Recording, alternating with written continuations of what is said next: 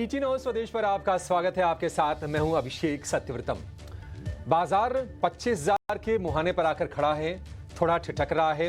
Earning season अब कमोबेश खत्म हो चला है और नए ट्रिगर का इंतजार बाजार कर रहा है।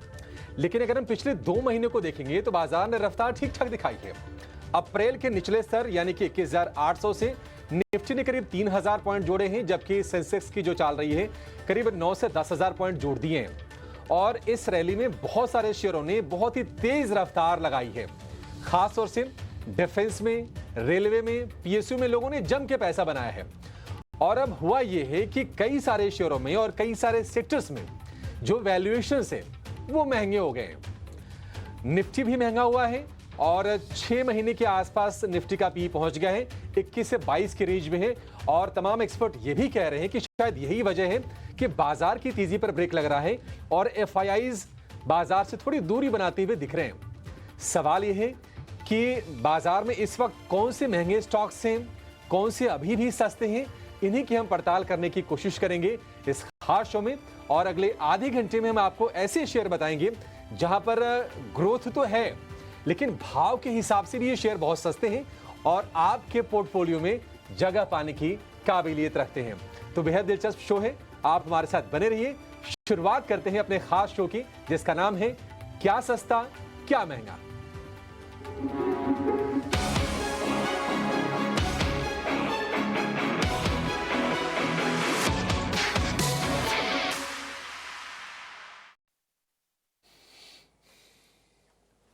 तो क्या सस्ता क्या महंगा, इसकी पड़ताल करेंगे। एक्सपर्ट्स की लेंस से हम शेयरों को समझने की कोशिश करेंगे। और कई बार ऐसा भी होता है कि कई सारे शेयर महंगे तो होते हैं बट ग्रोथ इतनी शानदार होती है कि अपने वैल्यूएशंस को वो जस्टिफाई कर देते हैं। और वो भी शेयर हम अपने एक्सपर्ट से समझने की कोशिश करेंगे। 3 एक्सपर्ट हमारे साथ तैयार हैं जो अपनी पिक्स भी देंगे। उनको क्या पसंद आ रहा है बाजार में, लंबी अवधि के लिए आपको पोर्टफोलियो किस तरह से अपना प्लान करना चाहिए, ये जानेंगे। और हमने कुछ शेयर छांट के रखे हैं जहां पर वैल्यूएशन या तो बहुत महंगे हैं या फिर बहुत सस्ते हैं। एक एक करके उन शेयरों के बारे में राय लेंगे और आपके लिए पक्की वाली बेहतरीन आज हम प्लानिंग कराएंगे। बेहद शानदार ये शो है और 3 शानदार मेहमान भी हमारे साथ जुड़ गए हैं। एयू कैपिटल के राजेश अग्रवाल हमारे साथ हैं, एचडीएफसी सिक्योरिटीज के देवर्ष वकील हैं और रॉकस्टार कैपिटल के अभिषेक अग्रवाल हमारे साथ जुड़ गए हैं। राजेश जी, देवर्ष जी, अभिषेक जी, आप तीनों का बहुत शुक्रिया, स्वागत है ET Now स्वदेश पर। चर्चा की शुरुआत राजेश जी आपसे करना चाहेंगे। जब हम कहते हैं कि वैल्यूएशन महंगा है, राजेश जी कहते हैं कि अगर पीए बढ़ा हुआ है, तो एक बार दर्शकों के लिए आप जरा आसान भाषा में बताइए कि उसका मतलब क्या होता है। पीए ज्यादा होना या फिर बुक वैल्यू ज्यादा होना है, इसके मतलब क्या होते हैं? Good afternoon Abhishek ji, panel में जो भी मित्रगण साथ में हैं सबको नमस्कार। देखिए, पी एक मापदंड है देखने का कि शेयर अपनी अर्निंग्स से और प्राइस के कितने मल्टीपल्स पे चल रहा है और एक तरीके से वैल्यूएशन का भी मापदंड है। लेकिन आइसोलेशन में सिर्फ पी से किसी को मापना मेरे हिसाब से गलत होगा। अलग-अलग कंपनियों अलग-अलग पी पे ट्रेड करती है, अलग-अलग सेक्टर्स अलग-अलग पी पे ट्रेड करते हैं। आज आप बैंकिंग सेक्टर्स को आईटी के साथ नहीं कंपेयर कर सकते, आईटी को मिनरल माइनिंग के साथ नहीं कर सकते, नई टेक्नोलॉजी के साथ नहीं कर सकते। तो कई अलग-अलग चीज़ें हैं। ऐसे ये ज़रूरी नहीं है कि पी कम है तो स्टॉक अच्छा होगा या पी ज़्यादा है तो स्टॉक महँगा होगा। वो डिपेंड करता है stock to stock, sector to sector. अब जहाँ तक सवाल है कि निवेशक क्या करे, तो मैं समझता हूँ कि क्वालिटी पे ध्यान देना चाहिए। कई बार क्या होता है कि आप देखो पीई बहुत बढ़ा हुआ नज़र आएगा, बट अगर ग्रोथ प्रोस्पेक्ट्स उसमें अभी भी बहुत अच्छे बने हुए हैं। मुझे याद पड़ती है हमारी आपके साथ पुराने पिछली मुलाकात जहाँ मैंने बीएसई कहा था, तो उस समय भी ऐसा लग रहा था कि पीई बहुत महँगा है और आज भी देखिए वो फिर नई हाई छू रहा है। तो ग्रोथ बहुत ज़्यादा मैटर करता है, पी मैटर नहीं करता ऐसा मैं बिल्कुल नहीं कह रहा हूँ, लेकिन एक मापदंड है। ऐसे सिर्फ एक मापदंड को लेकर के आप कोई डिसीज़न नहीं ले सकते। कम से कम 4-5 क्राइटेरियाज़ 4-5 पैरामीटर्स सैटिस्फाई करता हो, तब आपको एक डिसीज़न लेना चाहिए। बिल्कुल सही बात है। इत्तेफाक रहते हैं राजेश सर इससे कि अगर ग्रोथ है, कई कई बार कहते हैं कि नहीं नहीं, अगर महंगा है तो उसके पीछे वजह भी होगी। कोई स्टॉक अगर ज़्यादा वैल्यूएशन पर अगर ट्रेड कर रहा हो तो ये सारी चीज़ें होती हैं, 4-5 चीज़ें होती हैं, आप उसको ध्यान में ज़रूर रख के चलिएगा। लेकिन हम एक-एक करके काम करते हैं, शेयर सामने रखते हैं और अपने एक्सपर्ट से समझने की कोशिश करते हैं कि वो पीई उसका ठीक है या नहीं है। क्या वो महँगा है? क्या वो अपने वैल्यूएशन को जस्टिफाई कर रहा है या नहीं कर रहा है? लेकिन उसके पहले देवर्ष जी, जरा आप बता दीजिए आपके हिसाब से बाजार में, क्योंकि हर सेक्टर के अलग-अलग पीई के मानदंड हैं। आपके हिसाब से कौन से सेक्टर्स में वैल्यूएशन थोड़े हीट अप हो गए हैं और कहां पर वैल्यूएशन अभी भी आकर्षक लग रहे हैं आपको? पहले तो धन्यवाद मुझे ये शो में आमंत्रित करने के लिए। तो जैसे मेरे सहयोगी ने बताया, हर एक चमकती चीज सोना नहीं है, हर एक सस्ता शेयर बाय करने के लायक नहीं है, हर एक महंगा शेयर बेचने के लायक नहीं है। जो अभी हमने डिस्कशन किया, प्राइस की जो बात है, जो वैल्यूएशन की बात है, उसको कंपेयर करना है ग्रोथ के साथ, उसको कंपेयर करना है रिलायबिलिटी ऑफ ग्रोथ। ग्रोथ आएगी, पर ग्रोथ आएगी कितनी आएगी और क्या वो रिलायबल ग्रोथ है, वो क्या सस्टेनेबल ग्रोथ है, वो नजरिए देखना चाहिए। मैनेजमेंट की क्वालिटी, सेक्टर की जो मूल स्वभाव है, क्या सिक्लिकलिटी है या ये सस्टेनेबल लॉन्ग टर्म ग्रोथ है, ये सब सारे पहलू को जोड़ के एक नतीजे पे आते हैं हम कि यह क्या ये वैल्यूएशन पे शेयर बाय है कि नहीं है। तो ये सब चीजों को अगर कंबाइन करते हैं तो हमारा सक्सेस का रेट इंप्रूव होता है।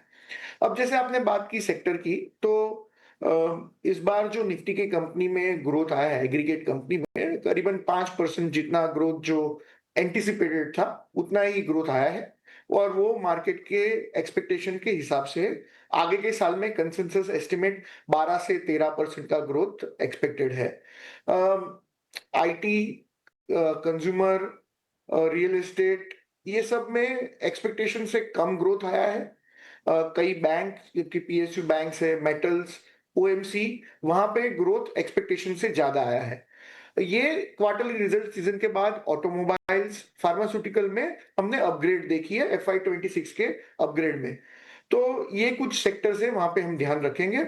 हमारे हिसाब से आगे के साल के लिए FY26 के लिए फार्मास्यूटिकल, मेटल्स, सीमेंट और जो BFSI है, टेलीकॉम है, यहाँ पे हमें अपॉर्चुनिटी दिख रही है। ठीक है, तो कहां पर अपॉर्चुनिटी है ये आपको सेक्टर के लिहाज से पता चल गया। चलिए एक ही करके शेयर रखते हैं अपने एक्सपर्ट के सामने और उनसे समझने की कोशिश करते हैं कि आपकी रणनीति इसमें होनी क्या चाहिए। अगर आपके पास है तो भी, अगर आप खरीदना चाह रहे हैं तो भी आपके लिए बहुत ही ये क्रूशियल ये डिस्कशन होने वाला है। शुरुआत करेंगे इटर्नल के साथ। हमारी रिसर्च टीम ने बहुत सारे ऐसे शेयरों की लिस्ट निकाली है जहां पर वैल्यूएशन थोड़े से हीट अप होते हुए दिख रहे हैं। हम हाल फिलहाल हम देखा कि भाव थोड़ा सा डामाडोल रहा है, नाम भी बदला है, पहले जोमेटो नाम था, अभी इटर्नल हो गया है। लेकिन अगर हम 2025 में रिटर्न की बात करें तो 19% ये शेयर गिरा है ये, और इसका पी है 177 का। ग्रोथ स्टॉक है, न्यू एज कंपनीज भी इनको कहा जाता है, और हाल फिलहाल हम देख रहे हैं कि 230 रुपए के आसपास के भाव के पास है जोमेटो का शेयर। इस पर अभिषेक आपसे जानना चाहेंगे कि आप किस तरह से देख रहे हैं। क्या आपको लगता है कि ये शेयर महंगा है, दूरी बनानी चाहिए, या फिर आपको लगता है कि नहीं, इस टाइप की कंपनीज में या इस तरह के वैल्यूएशन तो दिखेंगे ही, आपको ग्रोथ पर ध्यान देना चाहिए? आपका व्यू क्या है और टारगेट क्या है? तो अभिषेक, मुझे लग रहा है कि इस तरह के स्टॉक को उन्हीं को लेना चाहिए जिनका व्यू जो है कम से कम 5 से 10 साल का होता है। हालांकि इस तरह के व्यू को रखने वाले इन्वेस्टर्स तो सिलेक्टिव ही होते हैं, बट मैं इसलिए कह रहा हूँ क्योंकि जब आप इसे ट्रेडिशनल प्राइस टू अर्निंग या मल्टीपल पे कंपेयर करेंगे, तो जैसे आपने हाईलाइट किया कि ये स्टॉक के ऊपर की प्राइस टू अर्निंग की ट्रेडेड शेयर है, तो किसी का कॉन्फिडेंस बनेगा नहीं और बहुत सारे डाउट और क्वेश्चन रेज हो जाएंगे। बट अगर हम इसके बिजनेस मॉडल को स्टडी करते हुए आगे बढ़ रहे हैं तो आपको दिखेगा कि इतनी सारे कोई बिजनेसेस नहीं है जो इस लेवल पे आज आ चुके हैं, एंड ये हेवीली कैपेक्स ड्रिवन बिजनेस है जो ऑलरेडी एक जर्नी कर चुकी है। सो मैं ओवरऑल लेवल पे इस पे पॉजिटिव हूँ अगर इसे हम नजरिया थोड़ा लंबा लेते हैं। अभी फिलहाल जो प्रेशर है प्राइस का वो इसलिए है क्योंकि कंपनी ने डिसाइड किया है कि वो अपने आप को एक एज इंडियन एंटिटी के तौर पे ही ओन करना चाहेगी, एंड फॉरेन ओनरशिप उन्होंने जो शेयर होल्डिंग के लेवल पर है वो कैप कर दिया है 49.5% की वजह से। एंड उसके वजह से जो FTSE एंड MSCI का जो इंडेक्स है, यहाँ पे एक एलोकेशन होती है बाहर के पैसे जो इंडिया में आते हैं, वहां पे इसका ये वेट कम हो गया है, जिसकी वजह से $840 मिलियन का जो है आउटफ्लो एक्सपेक्टेड है इस स्टॉक से। एंड यही एक सेलिंग प्रेशर है जिसकी वजह से हमने देखा है कि अभी फिलहाल ये करेक्शन मोड में है, जो मुझे लग रहा है कि कुछ समय में ये ठीक हो जाएगा, नॉर्मलसी में लौट आएगा और फिर हम इसे वापस ऊपर जाते हुए देखेंगे, क्योंकि एक हम इस समय एक कॉन्वर्सेशन में है, तो मैं कोई एग्रेसिव प्राइस टारगेट इसे देना नहीं चाहूंगा। अभी के लिए हम देख सकते हैं ₹275 अगर हम एक साल के नजरिए के हिसाब से देखें तो। ठीक है, ₹275 का इसका लक्ष्य होगा 6 महीने के लिए इटर्नल, इसमें आपको बने रहने की सलाह है। एक सस्ता शेयर लेकर आते हैं और अपने हम एक्सपर्ट से गुजारिश करेंगे, थोड़ी फहरिस्त लंबी है, लिस्ट लंबी है, तो जरा फटाफट अपने व्यूज़ को सामने रखें, थोड़ा से छोटे छोटे आंसर होंगे तो ज़्यादा सहूलियत हो जाएगी, हम ज़्यादा शेयर कवर कर पाएंगे। बैंक ऑफ इंडिया हमने देखा कि हाल फिलहाल ये शेयर चला है और बाकी सरकारी बैंकों में भी थोड़ा सा फ्लेवर रहा है तेजी का। अगर 2025 में रिटर्न की बात करें तो 18% इस शेयर ने जोड़े हैं और ये भी थोड़ा वैल्यूएशन के हिसाब से सस्ता दिख रहा है। इस पर आपसे राय जानना चाहेंगे देवर्ष जी, कैसा लग रहा है आपको बैंक ये और कितना पोटेंशियल है इसमें? ये शेयर हमें पसंद है। इसके ऊपर हमने भी बाय रिपोर्ट निकाली है। 6th लार्जेस्ट PSU बैंक है। जैसे आपने बोला जल्दी बताएं तो कासा रेशियो हायर है, इनकी प्रोविजनिंग की रिक्वायरमेंट रिड्यूस हुई है और जो प्रोविजन कवरेज रेशियो है वो भी 92% जितना है। तो और जहां पे प्रॉब्लम है बैंक में वो है अनसिक्योर्ड लेंडिंग में, तो वहां पे इनकी टोटल बुक में सिर्फ 2% का एक्सपोजर है और वैल्यूएशन के हिसाब से देखिए तो 140 के बुक वैल्यू पे अभी है, नेक्स्ट ईयर 160 और FY27 में 180 का हमारा अंदाजा है। तो उसके सामने आज 115-120 के आसपास ट्रेड कर रहा है। तो ये जब नीचे था 90 के आसपास, 90-100 के आसपास, तब हमने एक 126 के टारगेट से रिपोर्ट निकाली थी। 0.7 पे हमने इसको वैल्यूएशन दिया था। तो ये अगर स्टॉक अभी तो बढ़ा है जैसे आपने बताया, पर अगर वॉलेटिलिटी के हिसाब से अगर नीचे आता है तो ये बाय ऑन डिक्लाइन है, बाय है हमारे हिसाब से। अभी 126 का टारगेट है और आगे जाके जैसे मैंने बताया 160 और 180 की बुक वैल्यू है, तो जैसे जैसे अर्निंग्स बढ़ेगी इसके टारगेट भी ऊपर लेते जाएंगे। ठीक है, तो बैंक ऑफ इंडिया में बने रहने की सलाह है आपको और इसमें यहाँ से तेजी दिखेगी। एक और शेयर है जो थोड़ा सा वैल्यूएशन के लिहाज से महंगा लग रहा है, लेकिन क्या आपके पोर्टफोलियो में ये जगह पाने की काबिलियत रखता है, ये समझते हैं। NTPC ग्रीन, इसका पी जो है वो है 125 का और 2025 में रिटर्न की बात करें तो थोड़ा सा परफॉर्मेंस जो रहा है थोड़ा फीका रहा है। ये NTPC से अलग हुई ये कंपनी है NTPC ग्रीन। इस पर राजेश जी आपसे व्यू जानना चाहेंगे, कैसी लगती है आपको कंपनी और किस तरह की पोटेंशियल है इसमें? देखिए अभिषेक जी, फिर वही बात आ गई जो हमने शुरुआत जहां से करी थी कि पी बहुत महंगा है। उस हिसाब से देखेंगे तो महंगा लगेगा, लेकिन जो ग्रोथ प्रोस्पेक्टस है लॉन्ग टर्म के वो बहुत शानदार है।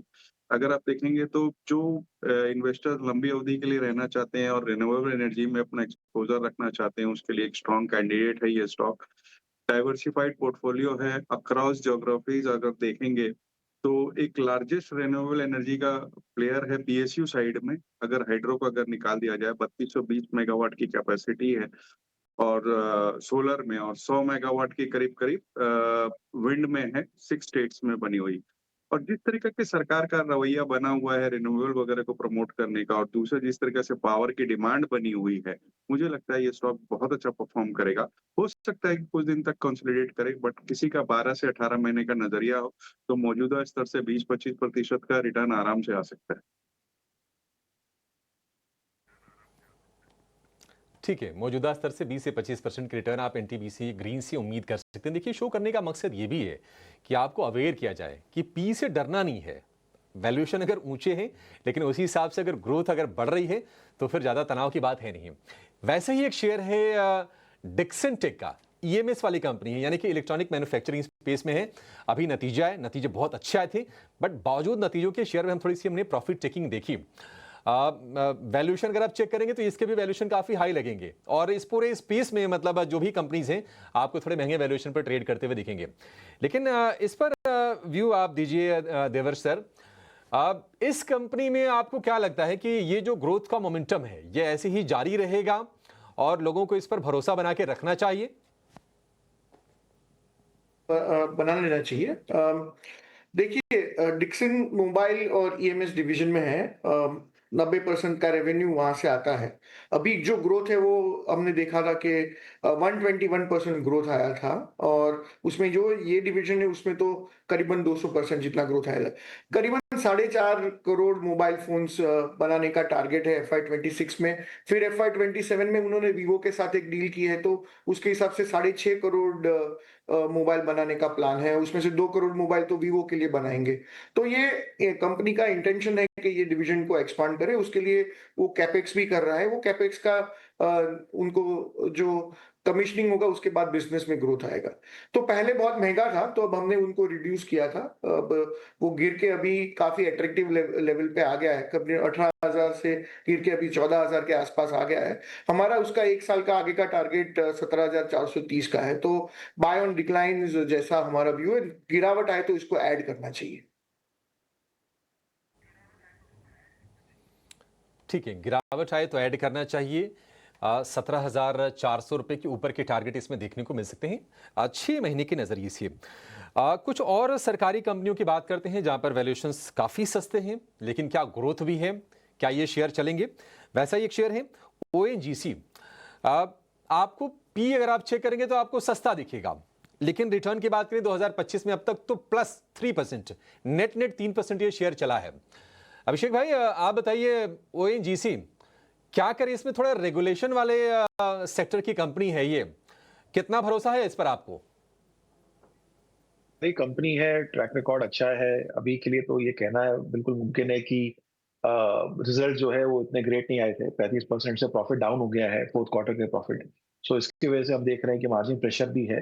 बट पॉजिटिव ये बात भी है कि अभी इन्होंने एक नई जेवी में जो एंट्री की है, कावेरी बेसिन जो एक इंडिया ईस्ट कोस्ट में लाई करता है, वहां पे अभी इन्होंने 14 साल के बाद वहां पे प्रोडक्शन शुरू किया है। सो जो नई डिस्कवरी है वहां पे ये आगे बढ़ रहे हैं।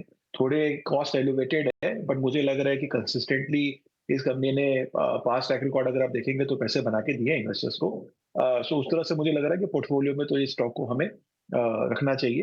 अगेन, क्योंकि हम यहाँ डिस्कस कर रहे हैं तो शॉर्ट टर्म टारगेट प्राइस ही हम देख रहे हैं, जो करीबन करीबन 6 महीने के हिसाब से है। एंड उसके नजरिए के हिसाब से मुझे लग रहा है कि ये काफी अच्छा पिक है जो हमें देखना चाहिए। ठीक है, ONGC को लेकर ये व्यू। ONGC पर भरोसा है, और जो अगर हम टारगेट की बात करें तो 6 महीने में 280 रुपए के टारगेट आपको देंगे अभिषेक जी इस पर। टाटा ग्रुप की एक बहुत ही शानदार कंपनी है, वो है ट्रेंट, रिटेल कंपनी है ये। और हमने देखे थे कि ये शेयर चलते चलते भाव 8,000 रुपए के ऊपर निकल गया था, लेकिन वहां से वैल्यूएशन करेक्शन हुआ और ये गिर के भाव लगभग 4,500 की रेंज में आ गया था। अब रिकवरी वाले फेज में है। राजेश सर, ये कंपनी आपको कैसी लगती है? मतलब मुझे पसंद है, मैं व्यक्तिगत तौर पर अपनी अगर राय दूं तो मुझे सही लगती है। आप अपनी राय दीजिए और जरा इसके लिए टारगेट बताइए सर।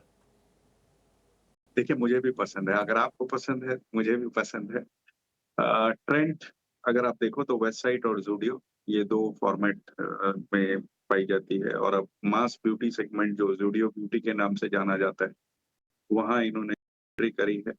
और जो अपैरल इंडस्ट्री में जो भी रिटेलर्स है उसमें एक तरीके से अग्रणी है कह सकता हूँ। और नए फैशन फॉर्मेट्स में आ रही है, नेटवर्क एक्सपेंशन बहुत जोरों से हो रहा है, स्टोर एडिशन जोरों से हो रहा है, लैब ग्रोन डायमंड में भी ये गए हैं। और स्टार हाइपर मार्केट जो करके इनका एक डिवीजन है, वहां से हमें ग्रोथ की बड़ी उम्मीद बनी हुई है। तो कई चीजें हैं जो इस कंपनी के फेवर में जाती हैं। और सबसे अच्छी बात, टाटा ग्रुप को बिलोंग करती है तो आपको कॉर्पोरेट गवर्नेंस के भी कोई बहुत ज्यादा कहीं पर भी कोई दिक्कत नहीं है। बहुत ज्यादा क्या, इस वक्त तक तो कोई दिक्कत है ही नहीं। वैल्यूएशन ऊपर से 8,000 से गिरता गिरता यहाँ तक आ गया है। मैं समझता हूँ जो लंबी अवधि के निवेशक हैं वो बाय ऑन डिप्स की स्ट्रेटेजी रख सकते हैं, और कम से कम 12 महीने का टारगेट रखें तो यहाँ अच्छे पैसे बन सकते हैं। ठीक है, ट्रेंड में अच्छे पैसे बन सकते हैं। थोड़ा नेगेटिव रिटर्न आपको 2025 में जरूर दिखेगा, लेकिन अगर आप पिछले 2-3 महीने देखेंगे तो आपको ये शेयर ठीक दिखेगा। पी थोड़ा सा एलिवेटेड जरूर है, लेकिन ये एक कंपनी अच्छी, इसमें कोई दो राय नहीं है। टाटा ग्रुप की एक और कंपनी के बारे में चर्चा करते हैं जो शायद निफ्टी का सबसे सस्ता स्टॉक भी होना चाहिए, और वो है टाटा मोटर। हमने शेयर को देखा कि अब 1250 रुपए के आसपास के भाव गए थे, वहां से गिरते गिरते 550 रुपए के भी नीचे गया था। अब रिकवर करके 700 रुपए के ऊपर आए हैं। बहुत सारे लोग पूछते हैं कि अच्छा प्रॉब्लम क्या है, ये इस शेयर में करना क्या चाहिए। देवर्ष जी, आप बताइए, अगर किसी के पास है तो क्या निवेशित उसमें रहे, और किसी के पास अगर नहीं है तो क्या वैल्यूएशन देख के खरीद ले? नहीं, वैल्यूएशन देख के खरीदना नहीं चाहिए। जैसे मैंने पहले बोला कि शेयर सस्ता है, चमकती चीज है, पर ये सोना नहीं है। मैनेजमेंट में ये इसका बिजनेस बहुत बड़ा ग्लोबल बिजनेस है।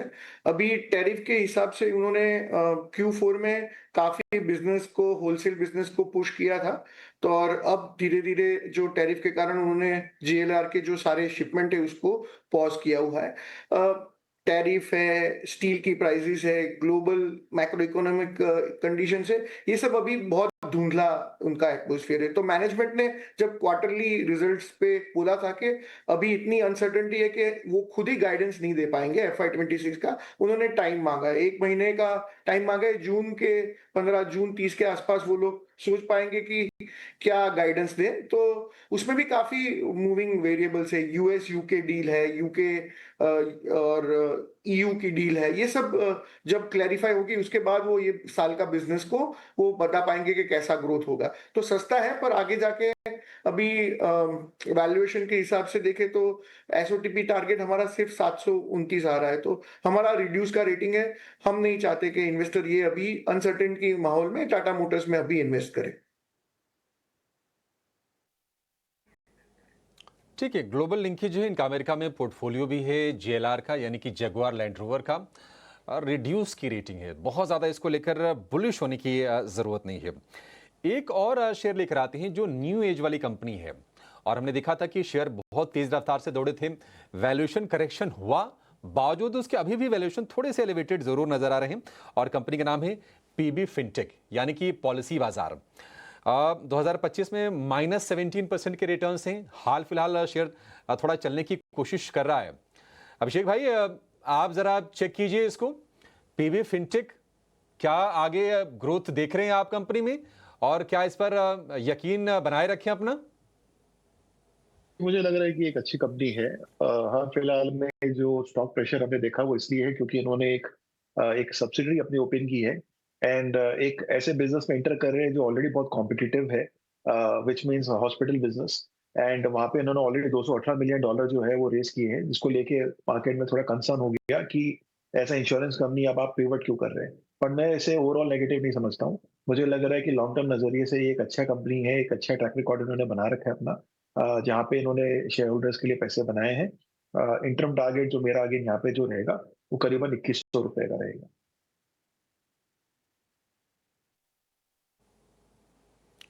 ठीक है, PB फिनटेक के लिए जो लक्ष्य होगा 2100 रुपये का होगा, और अवधि 6 महीने की आपको रखनी है। एक और जरा सस्ते शेयर का जिक्र करते हैं, और कंपनी का नाम है सन टीवी। अगर हम वैल्यूएशन की अगर बात करें तो आपको P बहुत ही आकर्षक लगेगा। हालांकि शेयर चला नहीं है, 2025 में इसने पैसे कमा के दिए नहीं है, लेकिन आगे की राह कैसी है, राजेश जी आप बताएंगे। आप बताइए sir, Sun TV dominant player है साउथ में, तो इसमें कोई दो राय नहीं है। देखिए, आपने कहा ना ये सस्ता है, मैं बिल्कुल सहमत हूँ। ये स्टॉक बहुत सस्ता है और पिछले कई महीनों, कई क्वार्टर्स से ये सस्ता रहा है, बावजूद इसके कि अगर साउथ में देखें तो फिर वो चाहे तमिल हो, तेलुगु हो, कन्नड़ हो, मलयालम हो, सारे ही में इनकी पहुंच बनी हुई है। उसके बाद बांग्ला और मराठी में भी इनके चैनल्स हैं। कुछ दिनों पहले इन्होंने सन नियो करके हिंदी में भी चैनल लॉन्च किए। FM radio stations across India है। और सबसे अच्छी बात है कि सनराइजर्स हैदराबाद की जो क्रिकेट टीम इसमें है, south east riser Eastern Cape जो क्रिकेट ऑफ साउथ अफ्रीका का T20 लीग है, उसकी भी टीम इनके पास है, तो वहां से 2 बड़े वैल्यूएशन अच्छे हैं। ओटीटी में इनकी पहुंच बनी हुई है। ओटीटी में ये है कि बहुत लीनियर रिलीजेस करते हैं। अगर ये वहां पर ये एग्रेसिव हो जाए तो मेरे ख्याल से कि वैल्यूएशन और अच्छे हो जाएंगे। और पिछली बार जब मैंने देखा था 1-2 क्वार्टर पहले, तो मुझे याद है इनके बैलेंस शीट में करीब-करीब 6000 करोड़ रुपए कैश पड़े थे। इस बार की बैलेंस शीट आने पर पता पड़ेगा कि इस बार क्या है। मुझे लगता है वो और बढ़ा हुआ नज़र आएगा। पिछले तिमाही से नतीजे में थोड़ा दबाव देखा गया। इस वजह से पिछले 1 क्वार्टर से दबाव में है स्टॉक, लेकिन फंडामेंटल्स बहुत स्ट्रॉन्ग है। एक बात और जोड़ दूँ कि आज ही इनके नतीजे हैं, तो नतीजों पे ध्यान रखने की ज़रूरत है। लेकिन लंबी अवधि के लिए बहुत अच्छा स्टॉक है। अच्छा डिसेंट रिटर्न कमा के दे सकता है। ठीक है, लंबी अवधि के लिए अच्छा स्टॉक है, डिसेंट बढ़िया रिटर्न आपको कमा के दे सकता है सन टीवी का। तो जितना समय था हमने कोशिश की कि ज़्यादा से ज़्यादा शेयर हम कवर करें और मैंने अपने एक्सपर्ट से उस पर ओपिनियन लें कि शेयर अगर महंगा है आपको क्या करना है, सस्ता है तो क्या करना है। और ये भी कन्फ्यूज़न आपके मन में दूर हो गई होगी कि सिर्फ पी का ज़्यादा होना या फिर पी का कम होना कंपनी के बढ़िया होने की या फिर उसके चलने की गारंटी नहीं होती है। इस शो को यहाँ पर समाप्त करेंगे।